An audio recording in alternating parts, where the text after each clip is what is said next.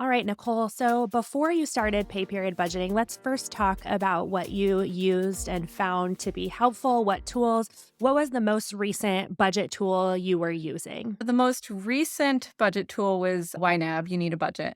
But actually, right before that, I kind of went through the whole Ramsey thing. I dove deep into that coming out of college. I had a little bit of college debt. We really didn't have much debt. I graduated and then, like, 6 months later, got married. My husband didn't have any debt, and I just had a small bit. So we worked on paying that off. And then after that, kind of fell off of the Dave Ramsey thing just because I feel like he's very good with the planning to pay off debt, but Hmm. beyond that, it just didn't work. I don't know. I'm not going to have envelopes for my, at the time, I mean, it was like an envelope system and it did not make sense for us. But mentally, that is how I functioned. Like, this is how much we have, and we never went into debt. We did use credit cards similar to how we do now, where we pay them off each month. Actually, so we got married in 2014 and I kind of just like did whatever. I worked full time here and there. I had our first kid in 2016. And by our second child being born in 18, I had met a friend who was like raving about YNAB and how great it was. And honestly, it's very similar mindset to Dave Ramsey. So it worked with me. I was like, oh, I get this. Like, that sounds awesome. I read the book, listened to the audiobook, loved the ideas behind it. And then at that time, I actually looked back at my subscription. I subscribed in 2019. It was $84 for the year. It was well worth that. So I used it, but what happens is what it does is it like you can connect your bank accounts to it. And I loved that. Like, that was like what hooked me. Like, oh cool. Hmm. I just have to like assign, or I forgot. I think that's what it's called. You assign the transactions to the different buckets of money that you have budgeted. It's a zero-based budget, which is very similar to Debt-Free Mom, but all the time my bank accounts would get, like, disconnected, and it drove me nuts. So, basically, what ended up happening is I bought it thinking, well, I did this so that it would be this magical transaction link thing, and I wouldn't have to manually go in. But what it ended up doing, really, was I just never touched it for, like, I would get annoyed and never go into it, and then when I did sit down to do it, they had this button called, like, the fresh start. I feel like I fresh Okay. started, like, 5 times, which totally defeated the purpose of their, like, one of the philosophies that they had was called, like, I had to look this up too because 'cause it's been a while since I've the age of money. Their big thing is, like, how old is your money that you're using today to spend? I don't know if that makes Okay. sense. Like they wanted it to be newer or they wanted it to be older? Old. Okay. So the longer your money sat before you needed to spend it, the better you were financially. So if you used this fresh start button, you started at 0 again. So it tried to discourage that, like, you're not supposed to. But I mean, Right. inevitably, I'd be like, well, I haven't reconciled this stuff in like 2 months. Like, I can't go back. And it was just too much. My husband is a pastor. And at the time, he only got paid once a month. So it actually worked well, YNAB, like, in that regard. I think that often what's mentioned is like the multi pay periods in a month can sometimes be Hmm. harder to budget. And that's how YNAB does like a monthly budget. That actually worked okay for me at that time. As long as we had cash, it worked because if I went over, I just covered it. It was like not really, I guess, in that period stage of our life, it worked well, like YNAB. Hmm. But I did not keep up with it. I would not say that I was fully confident in my numbers every day. Usually I just like, once every couple months, like go in and be like, oh, okay, hopefully we're on track with what we expected. And Yeah. it was okay. But yeah, that was my biggest struggle. And the fact that I had to always like use the app. While I loved the idea of the app initially, I think at the end of the day, like, it was almost a crutch. I had to either manually go in and put in a transaction or even matching them to the correct spots compared to using a spreadsheet. Like, Debt-Free Mom spreadsheet, you can put in the expense ahead of time and just highlight Hmm. it. I think I was listening to Yeah. a Yep. previous podcast about the Mint one, and she mentioned the same thing, and that's how I function with Yes. it. I just highlight it. Yeah. So it's actually kind of like you already did the work when you budgeted, and you don't have to redo it by putting a transaction in. I think a lot of times when people do sign up for something like Mint or YNAB, they're thinking, oh, it's automated. So I'm not going to have to do anything. Like it's all going to be filled out for me. It's going to be categorized. But what I've found when I used to use Mint or when I talk to other people, you still have to touch each transaction basically because either you have to assign it or it tries to automatically assign it and it doesn't do it correctly. So, truly automatic in that you don't need to ever look at it or fix anything, I don't think even really exists. No, exactly. And my biggest thing is my husband has a separate credit card. Like, we share finances, but he has his own credit cards and I have my own credit cards and we pay them Yep. both off. But if his got disconnected, I like didn't even have access to get back Mm, into it. And it's like it sends him a code, like on his cell phone. I don't yep. know. It was just really So you have to be home frustrating. or you Yeah. have to text it Yeah. to. So it was like so many extra steps to do that it wasn't like it just ended up that I felt like we were never budgeting, even though at the time, like, I think I couldn't find anything that was comparably better, so I did hold on to it. I mean, I literally Mhm. my subscription just ended on October 31st, and I did Okay. not renew. I hadn't used it, I just canceled it, but I wasn't using it. But you did have it about 4 years? Yeah, and probably, Okay, like, okay. 3 active years. About a year ago, I moved from New York to Wisconsin, and we bought a house. We were not living in our own home before. We had a parsonage, which is a church-owned home. Since Mhm. when he was a pastor there, and now he's a pastor in Wisconsin, and we own a home, and so that kind of also changed a lot of my budgeting, like, I'm sure you know that from your Yep. current Moving is a big thing. both moving I mean, and then just, like, the change from basically renting, I would say that's very similar to renting, to owning and having more responsibilities, and, like, emergency fund became larger. Yeah, so that when we moved here last November, I went to school in Wisconsin, so I was sitting down with a friend from college, and she actually mentioned she had started using your spreadsheet, and she was like, "Oh, you have to check this out. Like, just in talking to you about your budget, like, I think you guys are just, like you're in line with how she thinks. You should follow her on Instagram." So I did, and then in February, kind of bit the bullet and set everything up. I'm a CPA, so yeah, that was the middle of tax season, but I think I was just so stressed out that I didn't know what was going on in our finances that I'm like, I just need to like get this under control. What specifically would you say made you like, were you sharing with your friend something that was like, "Oh, this is the really frustrating thing that I'm trying to, fix?" What was that primary pressure point where you were like, "The method that I'm currently using just isn't working well?" Buying the house, we had a mortgage Mm. and we moved in November, which was like right before winter gas prices, like the Mm, heat. mhm. And I was like, oh my goodness, like our bill was like 200 last month and it's 400 this month. I need a better budgeting system because I'm not going to be able to keep up with this. It was just not I don't have the money, more like I want to know what's coming next and I want to be able to see that. And that is one flaw that I thought with YNAB that was if you're renting or have very solid expenses, like fixed expenses, it's probably a little bit better. Like I said, it kind of worked okay with our old lifestyle, but as soon as like we got into a more variable, like something breaks, we like need to be able to see that on paper, or if I want to do a home improvement, I want to be able to save for it. YNAB did not have a very good like forecasting. You couldn't forecast ahead, and if you wanted to like save for Christmas, it had to be on every month. It would say Christmas. So you couldn't just do like, "Okay, the 3 months before Christmas, I'm gonna save up a little bit of money."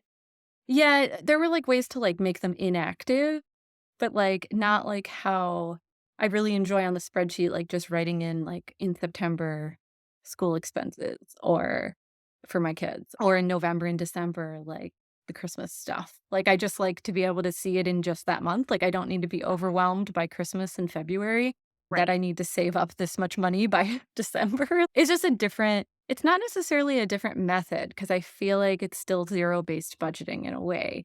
I think that the Debt-Free Mom spreadsheet allows me to do both zero-based budgeting and forecasting, which I think is Yes. what is lacking. Sometimes you can find just forecasting, and sometimes you can find just zero-based budgeting, so it's just simple. Like, the flexibility of the spreadsheet of being able to say, "Well, this is what I think I'm gonna get, and this is how much my expenses I expect." And then that month going in when my paycheck or when my husband's paycheck comes in and actually making those final tweaks, it just works better for us. The reason why my friend and I were talking is she was planning on purchasing a home soon, and she was telling me how your budget was helping her see how much they could afford monthly. Mhm. And then I was sharing with her my YNAB experience, not even the experience, the budgeting that I do and how we don't take on debt and like not for a mortgage. We did take on debt for a mortgage, but Yeah. everything everything but a mortgage. and we like to live within our means and things. And that's when she mentioned you and how, and then she actually had her laptop maybe the next time and she showed it to me and she's like, here, see, it's a $9 budget. You can go in and just buy it. And I was like, oh, Yeah. okay. So I checked it out. And that's how I ended up finding your budget. And it just, maybe part of that is being an accountant. The Excel was just easy, or I use Google Sheets, but it's the same thing. Using a spreadsheet method made more sense to me too. So are you still on a monthly pay schedule, or when he switched jobs, did your pay, like, frequency change? The pay frequency changed. We're now is it bi-weekly? I don't know. Mhm. Or twice a month. It's 1st and 15th. Oh, okay, always twice a month. Yep, that's what we are too. And since then, honestly, we've had a lot of home repairs. Like, it's kind of Mhm. crazy in the last year. Like, okay, we're homeowners. We have a lot of Yes. things. And it has really helped to be, You got your initiation oh, quickly. yeah, we did. But yeah. Okay, so that was at the beginning of this year, you made that switch. Yeah, so we had moved and we already, yeah, so we were like, no changes to be made on the moving end of things. That was Right, already right. done. So when you switched and you started using the Debt-Free Mom template instead of YNAB, can you remember back to, like, what were some things that you maybe right away noticed were different or better than what you had done with YNAB? Instant fresh start. I love that. That is probably my favorite thing, and that's actually why I'll share your template or your spreadsheet, like your Instagram with everybody I know, because 'cause I'm like, it's you can't mess this up. It's you go 2 weeks and you start over or whatever your pay Yeah. frequency is.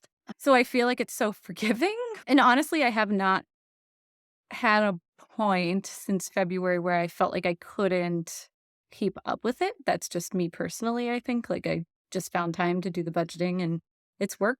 But also, if I was on vacation or something, I don't think I'd feel terrible about, like, okay, this pay period just is done. We're going to move to the next one and Yeah. leave that one behind. And I was not able to do that as easily on YNAB, which is why ultimately it would get like months behind. Because YNAB does really make you, like, reconcile everything, don't they? Like, there's not a whole lot of leeway. No, exactly, and they track your credit cards. I think in the beginning, well, sometime this year, you started switching from your credit card, or maybe you started using them. I don't remember. You Mhm. did a whole thing on credit cards, and I was definitely like sign up to have it pay off each. Goal, like the billing cycle. Yes. So I think that was kind of eye opening. Now I pay it off each pay period, Okay. and it works well for us. And I think that was probably a big change that felt. It was a small change that felt big once I got into the groove of doing it Yeah. because I started to really realize like that I have way more control of the cash in the bank account, I guess. Yeah, and it adds to that fresh start where everything truly is clean slate each time you start a new budget. You don't have to be like, "Oh, well, the budget is a clean start, but I have to pay the whole month's statement."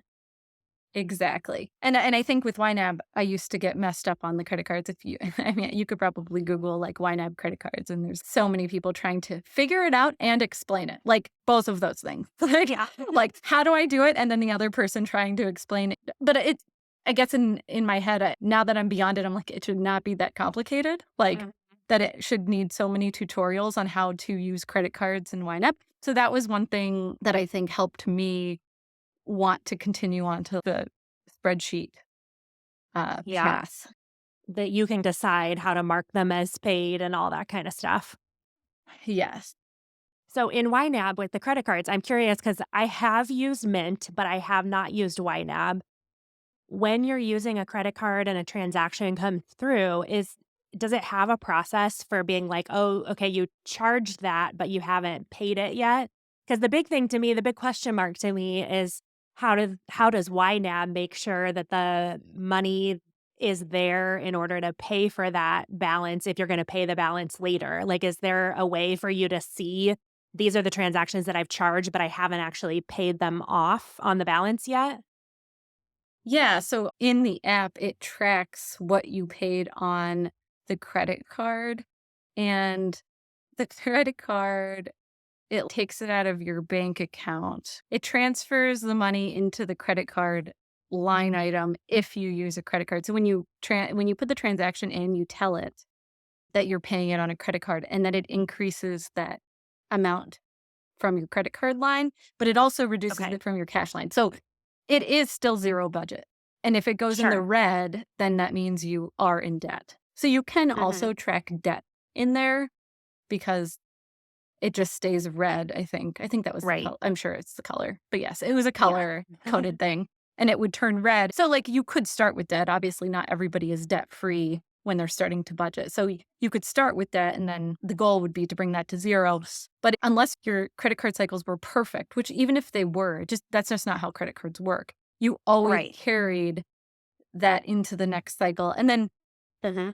if you overspent, it, like, didn't go into the next cycle, they just removed that money from your amount that you can budget, so if you were, like, negative $30, if you overspent by $30, when you go to budget the next month, they would have already removed that $30, which Okay. for me was just it was hard to track if it was right.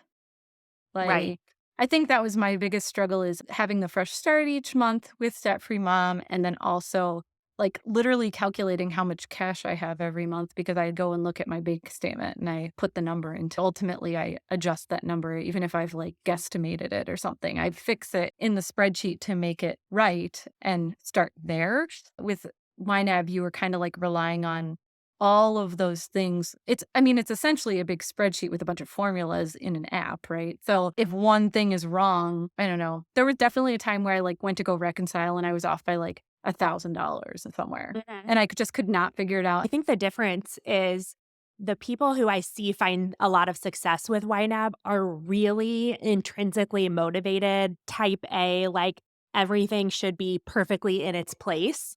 So they're the ones that like actually enjoy going in and, every transaction getting assigned and those kind of things.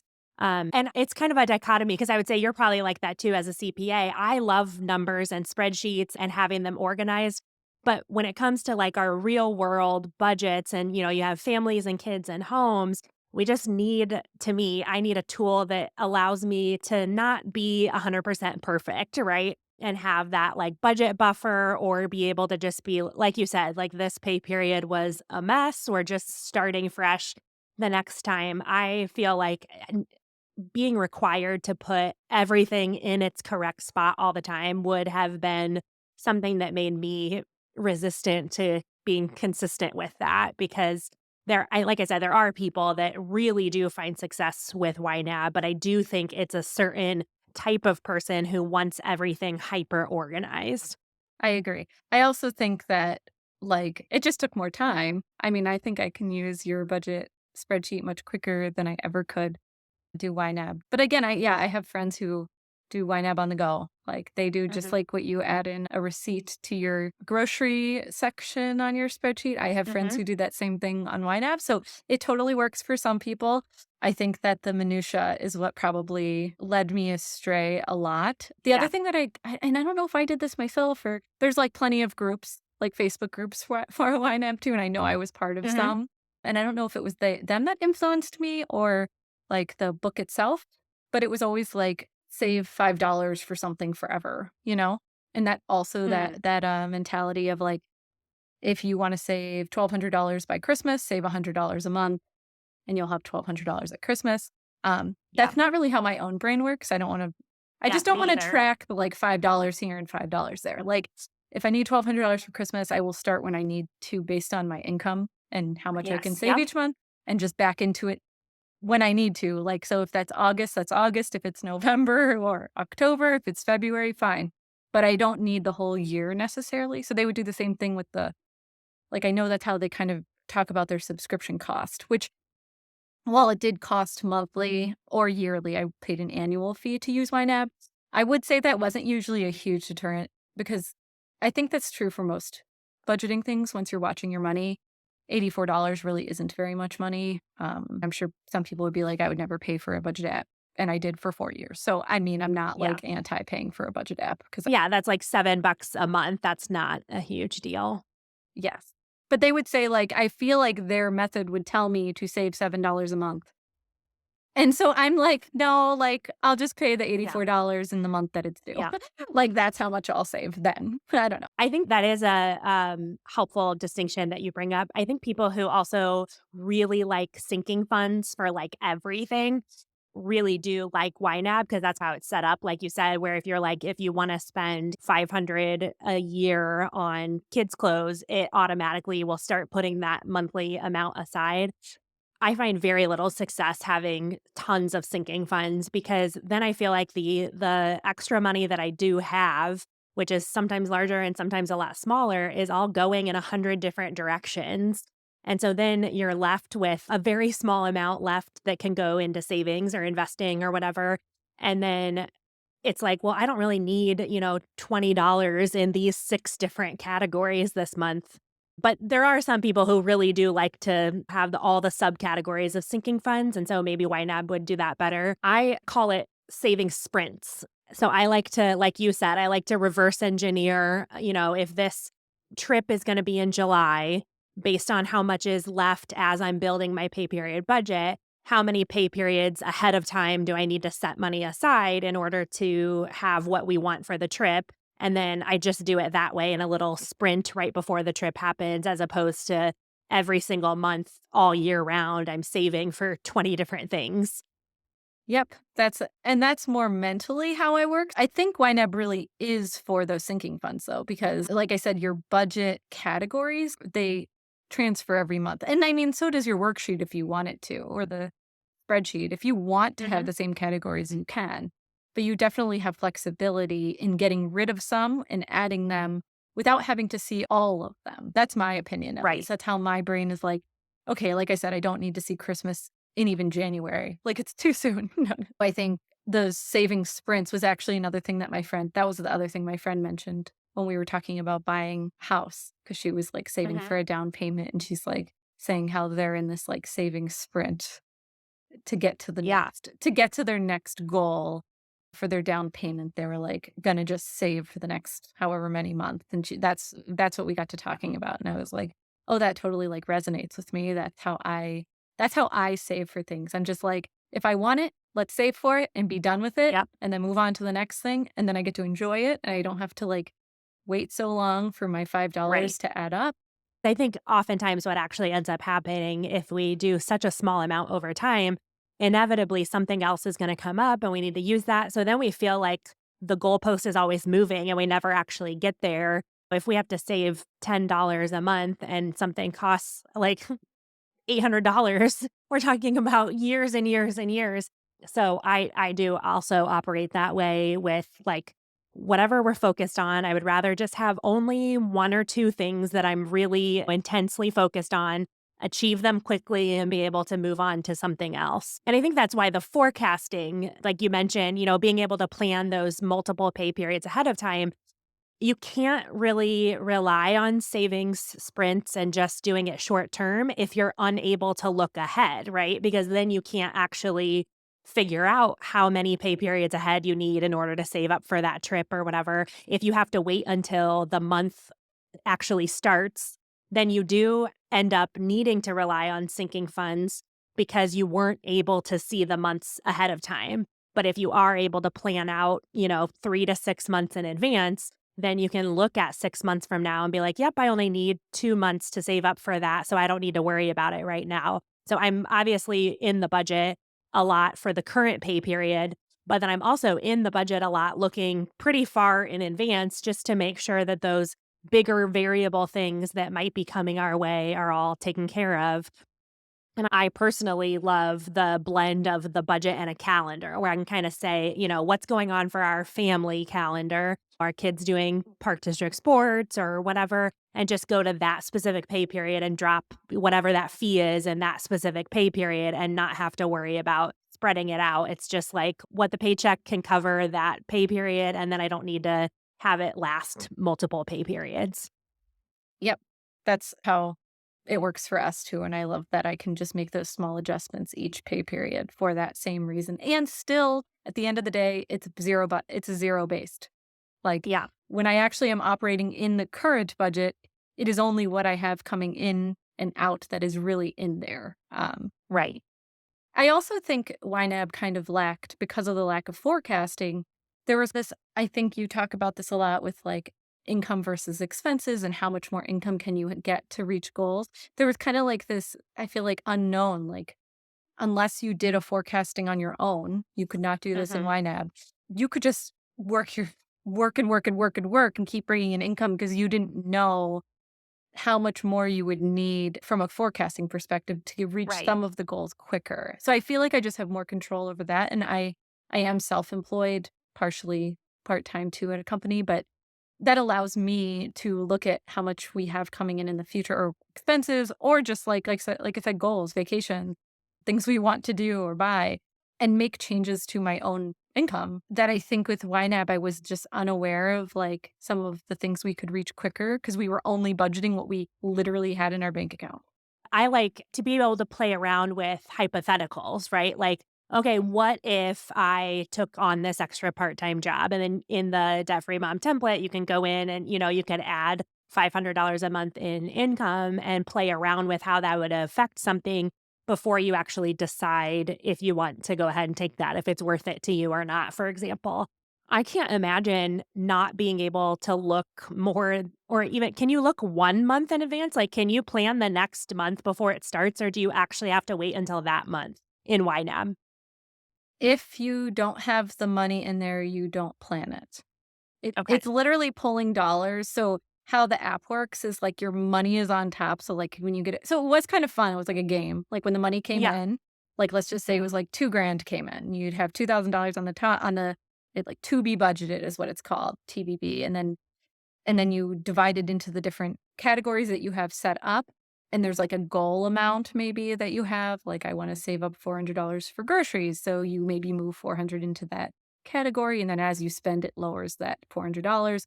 But once the to be budgeted is 0, when you go to the next pay period, there's nothing there to budget. So, like, in these forums and Facebook groups and Reddit or whatever, people would Mhm. just, like some people would export to Excel and just, like, do their own forecasting. So it was, like, one step further that I never did because that was just, like, too much work.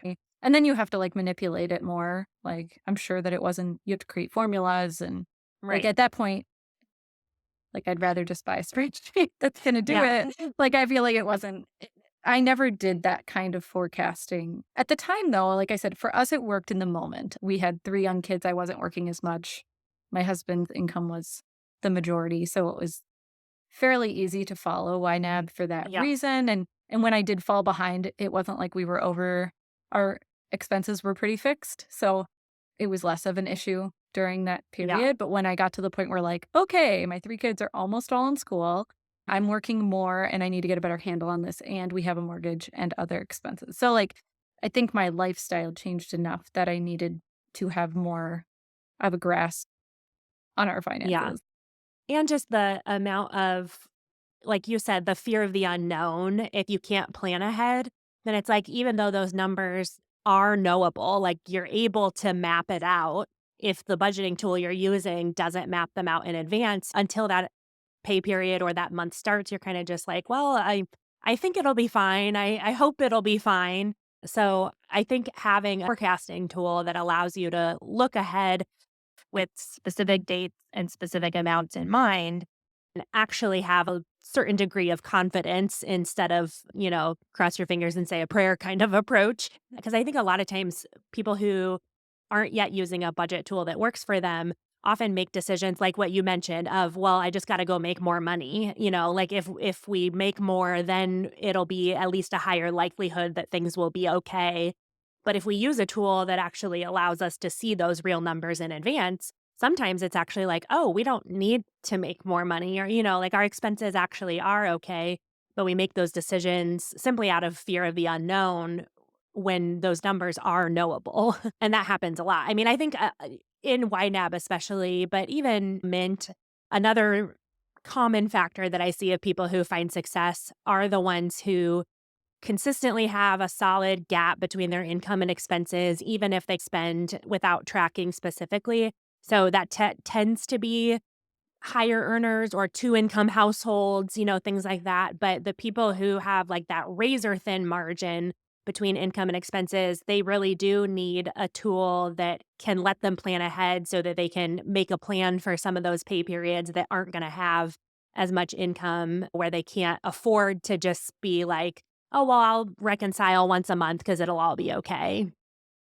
Yeah. So actually, I was just thinking like about the planning ahead, to the forecasting and YNAB, and I was like, I guess they do have some kind of philosophy on forecasting. I don't want to like. I feel like somebody who uses YNAB is going to listen to this and be like, they hate YNAB, but I really don't. I don't think it's a bad one. I think for somebody like you said who has like this cushiony, a little bit more cushion in their budget, it probably works fine, and they probably would be happy with the way it works, because that worked for us because we had money saved up for a down payment on a house. Once that money was gone and our expenses changed, and the reality Right. of we don't have this cushion in case something massively happens, like Yep. it just was different. It's different. And now I cared more to know exactly where the dollars were going on a different level. But one thing that YNAB does is, I guess their encouragement in their philosophy in their book would be to always be a month ahead. So Hmm. we talked about like that, to be budgeted.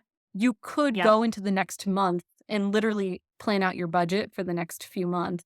But once that dollars ran out, you still couldn't go any further. So some Okay. people that are really into YNAB would probably have like 4 months where they have their current income budgeting out all the way to February or March. Yep. And that is how they use the app.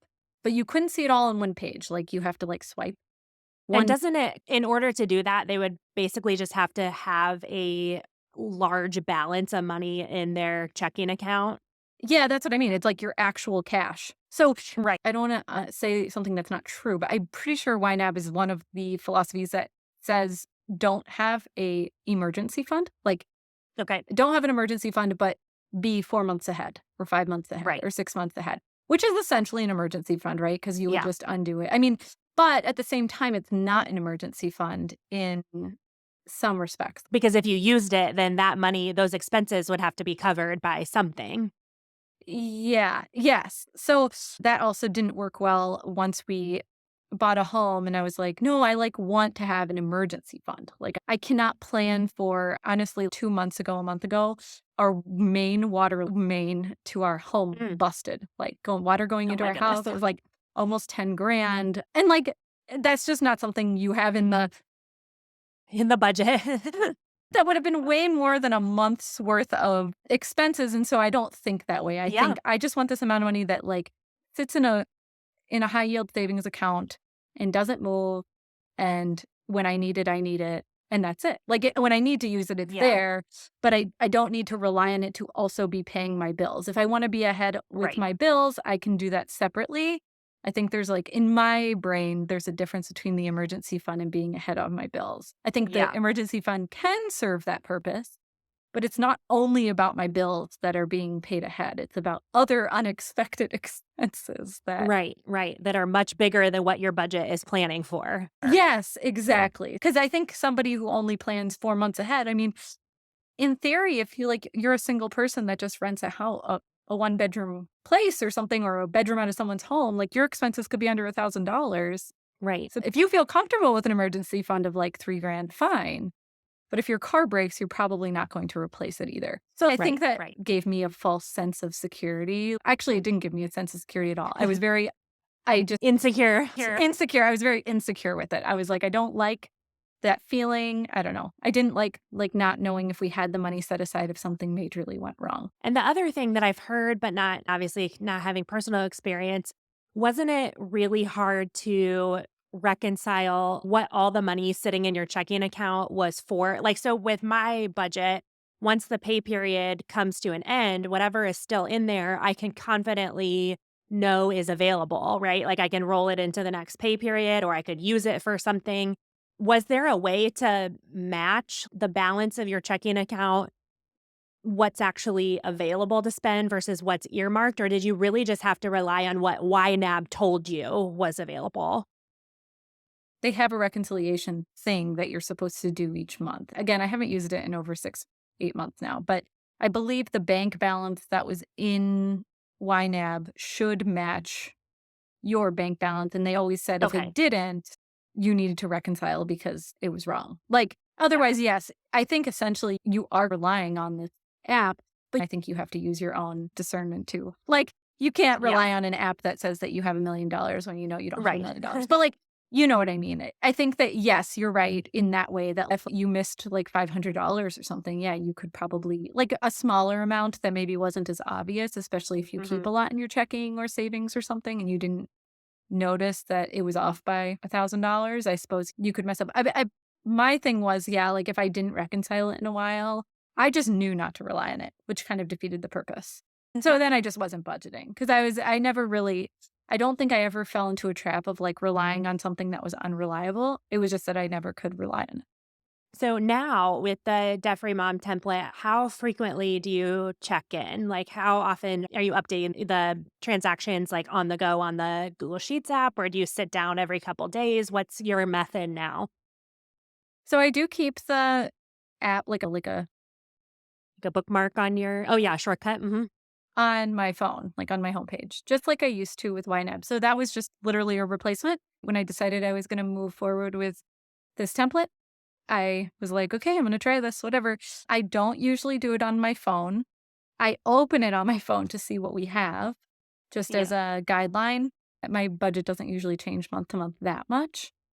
Most excitingly is like trying to get it down, right? Like expenses are like Mhm. to reach the goals faster. So grocery store and stuff. I'm pretty conservative in that I like to over budget everything and then be excited Yep. when I only spend 400 Same. instead of 5. Yeah. And then it's like, oh, I have this extra $100. And my husband's Yeah. like the spender and the one that doesn't really understand. So he's like, no, we don't have an extra 100. You just didn't put that money in the first place. And I'm like, yeah, but just in Just let me play my game. so yeah, so I check in. I mean, some paid periods it's better than others. Right now, I probably should check in. So we got paid on the first, and I probably checked in probably one. Okay. I try to do it around the same time that I'm like meal planning because I also meal plan through a different through an app. So I Okay. sit down, I meal plan, and I also do my budget and I figure out where we stand. But yeah, because I mean, a lot of bills are like we have internet and phone bills, they don't change. So just like Right. going in and highlighting is pretty easy. I also like that I don't have to like literally put in every transaction. I just do like a formula like equals 1 plus 5 plus 10 for whatever Yep. category I need to. So actually getting there is easier. And then usually what I do is I highlight different colors for like different accounts because my husband and I each Mhm. have our own credit card. And then that's how I reconcile. Yeah. So we've been able to make like big strides, I feel like. I'm really glad, obviously, that the budget feels better to you and feels like it works better. But I was curious if you have any tangible, like money goals that you feel like you've actually seen progress or growth compared to what you had been doing. The forecasting was really big for me. In my job with accounting, I'm always doing looking back. That's pretty much what Right. accounting is. Like I look back a lot. So I've kind of done each of these things throughout our 10 years of marriage. Like I've done the look back method and then I'm like, okay, this isn't helping us. I did used to use QuickBooks for ourselves. And then I did the YNAB, which was like today only and what we have in our Yeah. bank account Present. right now and only now, nothing else. And now I'm moving into kind of both now and forward and honestly back. If I want to look back, you always talk about those percent of your income going to different categories that you can Hmm. look at the end of the year. And I haven't really utilized I will say I haven't utilized that as much. I really love the forecasting portion of it. When we had this like big water break and spent a lot of our emergency fund, we were able to pay cash and that was like great. I felt really comfortable doing that. Now I'm working on like rebuilding that up. Yep. So our 10-year anniversary is coming up in January and we were planning to go on a vacation together. And at first, like immediately, I'm like, I don't know if we can go. And that was initially, and my husband's like, are you serious? Yeah. Like, I don't know. I don't feel comfortable. And then I like sat down with the budget and adjusted some things around. And by forecasting, I could see how much quicker we could get to our emergency fund. And while we won't be quite all the way there, I mean, I think there's other factors in spending money that aren't always hitting these specific goals. So like Yes. taking Yep. my husband's thoughts into perspective and then like, okay, yeah, like we have babysitting lined up for 3 kids, like we need to just go on this and we'll make it Yeah, work. And for sure. but seeing, I think the confidence of like seeing that it won't be that much further from that trip that we will hit our emergency fund goal again, that I Right. felt comfortable saying, okay, we can still go on the trip. So I don't know. That was kind of Yeah. a big one, I think. my husband was like, "Oh, we are going?" Like, he was shocked because I am definitely more of, like, the saver. He's like, "I thought you said we weren't gonna." I'm like, "I know, but I think it's important." And while I don't think I'm not where I wanted to be initially, like, by being able to see ahead of where we were going. I'm also a tax season accountant, so I do make most of my income in January, February, March, April. Spring, yep. Yeah. Yeah. So, seeing that forecast of income, I was like, "Oh, we can do it." Like, we will be Yeah. tight for, like, 2 weeks, and then once I can get rolling on working again, we'll be good to go. And I think, like, in YNAB, I would have been way more like, "I don't know." Like, I just don't Mhm. know what's going to be in the future, even though in my head, I'm like, "Okay, yeah, of course, I'm gonna make more money," and Right, you would have probably had to jot down what you ended up doing in the pay period budget anyways, right? Like, if you were using YNAB, you would make your own spreadsheet or write it down on paper to be like, "All right, in general, this is what each month we could save." But with the Debt-Free Mom template, you can actually plan those out with specific numbers, which I think is really important. Like, I'm so glad that you guys get to go and that you have the level of comfort that you're like, "We don't have to choose between an emergency fund and continuing to go on our trip, we can see ahead of time that we're able to make that progress before you go." Because I do think without that ability to forecast, we often end up making kind of reactionary choices, right? Like we're like, it just feels like not a good idea, so I'm going to go ahead and not do it. And I like to actually consult real numbers and be like, that's how you feel, but sometimes the way that we feel about our money is very different than what the numbers actually are. yeah, and as part of this, we had already saved for this other trip. So to then take that away and put it into the emergency fund, while that sounds like the more responsible thing, at the same time, there's things beyond Right. money that matter. And Yes. yeah, it's just different. Yeah, it's just, I think your spreadsheet template gave me way more comfort and confidence to say, we can do it and we can go and we can save for our, Yeah. We're not somehow putting, like, our house at risk by going on the trip or whatever. Yeah. yes, it felt good. It felt good to be able to do Yeah. that.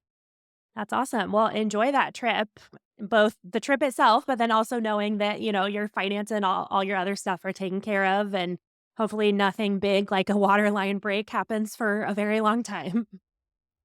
Hope not. But you never know being a homeowner. Exactly. All right. Well, thank you so much, Nicole, for coming on and sharing. I hope, like you said, I hope people don't hear that either of us are like diametrically opposed to YNAB. I think it's just depending on what you're looking for out of your budget and how your mind operates. There's different tools that work best for different people. I'm Kyle here with Carly for our next segment of Not Worth Your Money, where we will each share something that we've spent money on or we're thinking about spending money on and see if the other person thinks it's worth our money or not. So I'll go first. I have one. We do currently spend money on this, but I know we've had a lot of conversations about it. Costco membership. That's a good one. I actually just thought of that today or this morning because I was building a custom budget for someone and they had their annual renewal in the budget. And I was like, oh, ours is going to renew in the next couple weeks Mm. too, which I had spaced that. I flip flop on this one a lot. When we have a membership, I appreciate it. I definitely take advantage of the lower gas prices. Their gas station is much cheaper than anything else around. But I also do experience, in a very real sense, the urge to overspend when at Costco. And I usually end up just limiting how many times I even allow myself to step into the store because that's easier than trying to go there all the time and also be disciplined about how much I spend. So I would not, I know a lot of people are like loyal, diehard Costco shoppers who like, there's 2 people at their house and they're still buying, 40 ounces of cheese a week or something. I am not one of those people. If someone was like, "You have to give up Costco," I would not have a problem doing it in my grocery budget, in my gas budget. I consistently find that even though there are deals, and so I'm like, "Ooh, that's a per ounce price that's pretty good on that beef or whatever." Overall, my total spending for the month is higher when I go to Costco more, and it's lower when I go to Costco less. I agree for the most part because I do feel like the idea of a membership to a store like that, they're just making it more difficult for you to get there. And so then you are like primed to make the most of your money. It's the same psychology behind putting the $5,000 TVs as the very first thing that you see when you walk in. So that obviously I'm not going to buy a TV, but then you walk past and you see anything else that's less than $5,000, like, oh, these are all good deals. The thing I would have a real tough time giving up from Costco is the queso that we buy. There is, Mama's, what is it called? I don't remember. I literally just ate it for lunch. It has the name Mama in it. It's a big tub with a bright green lid. And that is, I feel like that's my Achilles heel. Like that is, You can find that other places. They have it at Target. okay, then Costco's, Change your mind. Costco's done. That's the only place I know that we got it from. Yeah. I have a large space in my heart that is filled with the queso. With the queso. Well, I'll put it in the show notes, a link to it, but there's an episode of, is it called Money Planet? Planet Money. Planet Money. Sorry, NPR. Planet Money has an episode about Costco. It's only like 15 minutes long, and they interview one of the people who I don't think is he's no longer like an operator of Costco, but he was one of like the founding people. He was involved in starting Costco.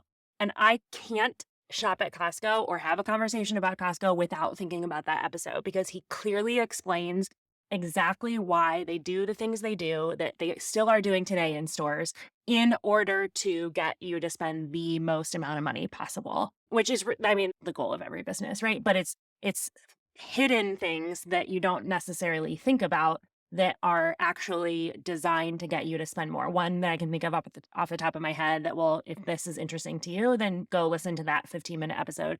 They on purpose do not put labels on any of their aisles, what is in the aisle at all. And they sometimes even move things around so that you have to walk up and down every aisle looking for the thing you're looking for.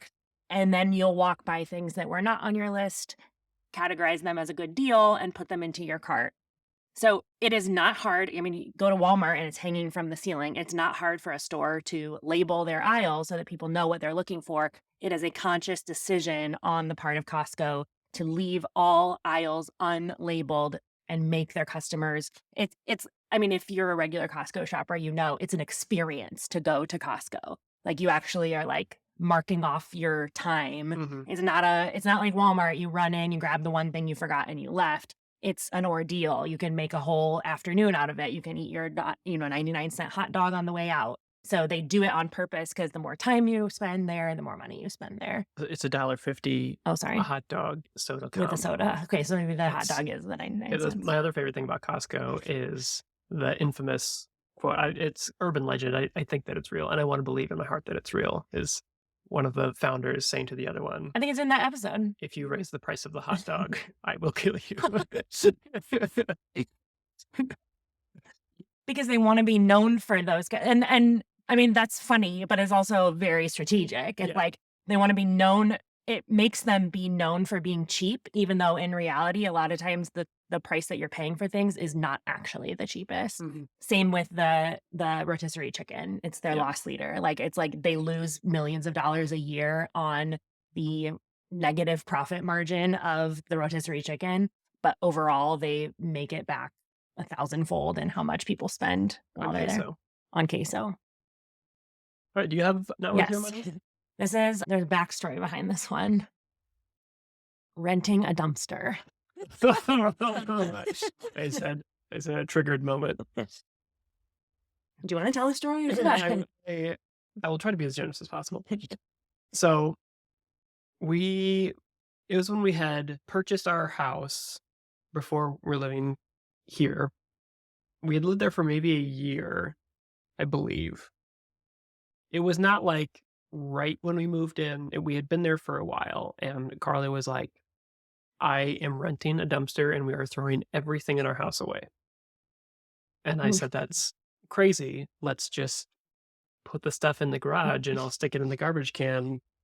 And she said, no. And then there was a dumpster. There was a There was a period of time between when I first said I wanted to do it and when I actually bit the bullet and did it. I delayed. I tried to go with what you were saying. But there was a dumpster in our driveway.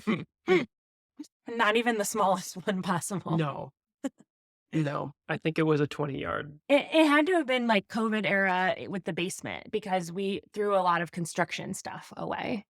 It was after we had finished that project up, but we still had some materials and stuff. But I'll tell you, we ended up throwing so much stuff in our house away, and it wasn't anything that we would miss. It was just like as we started it, as we had the room, it was like, oh, well, we're not going to use this anymore. And it's not even like this is not garage sale worthy. This is not Facebook Marketplace resale worthy. This is just straight up garbage. Um, because we, you know, we pretty regularly take used clothes to other people that need, friends that have kids for hand-me-downs or For being a family of 6, we don't have a lot of stuff. I wouldn't say so, but I mean, but we thought that, and then we had Yeah. a 20-yard dumpster in our driveway, and we filled most of it with just stuff in our house. So, a few things that I have absolutely no what's it? Not resentment. What's the word when like Regret? regret? The reason I have no regret about deciding to rent the dumpster is that number 1, like you said, we filled it with more stuff than we expected to. Number 2, I think there were 2 factors that made us in a helpful way made us decide to get rid of more than we would have if just trying to use the garbage can. Where number 1, it was so big that it was like you don't have to limit how much you're getting rid of, right? Like with the regular garbage can once a week, it's like, oh, well, maybe I'll get rid of 1 or 2 things or whatever. Because it was so large, I mean, we put like large toys that were completely busted up and we could just throw the entire thing in. We threw away a busted screen door that was Yep. like on a tilt. You can't throw that away. So I think how large the dumpster itself was changed the way, like, changed our filtering process for what got thrown away. And then number 2, the fact that we rented it for 1 week made us get off the fence about things. So it was like because the dumpster was there, because I knew it was going away 4 days from now, I systematically went through every closet, every storage room. And so the amount of time that we spent in the process of decluttering was condensed down into a week because we knew it's here for 1 week and then it's gone. I would hands down do that again. I would get the smaller one. I would not get the larger one. When they pulled up, when they backed into our driveway, I was like, oh, shoot, that is massive. Like, that's what you get when you're like putting an addition on your home or something. That's what a construction company would get when you're putting an addition on your home. And I just got it for household garbage. So I would get the smaller one. I let it be known that I am absolutely awful at volume estimation. Like, I'm the person who cannot choose the correct Tupperware to save my soul when we have leftovers. It's either so tiny that I end up using 2, or it's so big that it looks absurd, like there's 2 meatballs in a 4-quart container or something. So I think trying to visualize that when I was checking out was rough, and I would rather have too much space than too little. So now I would get the smaller one, but it's been probably 3 years Mhm. since we did that, and I again It would was like it was an extreme decluttering. It was like extreme Marie Kondo, like parachuted into our house and just started throwing stuff out in the backyard. That's kind of what it felt like. And now that it's been 3 years and we've had another child and we've moved, I would have no qualms about doing it again. Yep. So did I change your mind? From when I initially said I wanted to get a dumpster and you were like, "That's ridiculous." I'm more open to it, but as soon as we moved into this house, Carly's like, "I'm renting another dumpster," and I was like, "No." Okay, but it's also not as expensive as I think it was like $180. Mhm. That's not outrageous consider that every time we've done like an extra pickup for something, it's like $15 to $20 each time Mhm. that you have like a large item, a bulky item that you need to have picked up. So 180 to be able to do all of that at one time, I think I think is worth my money to Mhm. wrap. Do you think waste management companies have affiliate programs? We just refer a bunch of people to get dumpsters. I don't know if they would know what an affiliate provider Sure they do. for the garbage treatment. And on that note, It's been not worth your it's been money another for this segment week. of not working. All right, we'll do Edit better. Thanks for listening to the Debt Free Mom podcast. If you want to join me as a guest on the show, go to dfmpodcast.com. The Debt Free Mom podcast is hosted by me, Carly Hill, and is produced, edited, and mixed by Kyle Hill. Music for this episode was written by Kyle Hill. Hit subscribe wherever you're listening to join in with every new episode as we grow our confidence and contentment in our personal finances.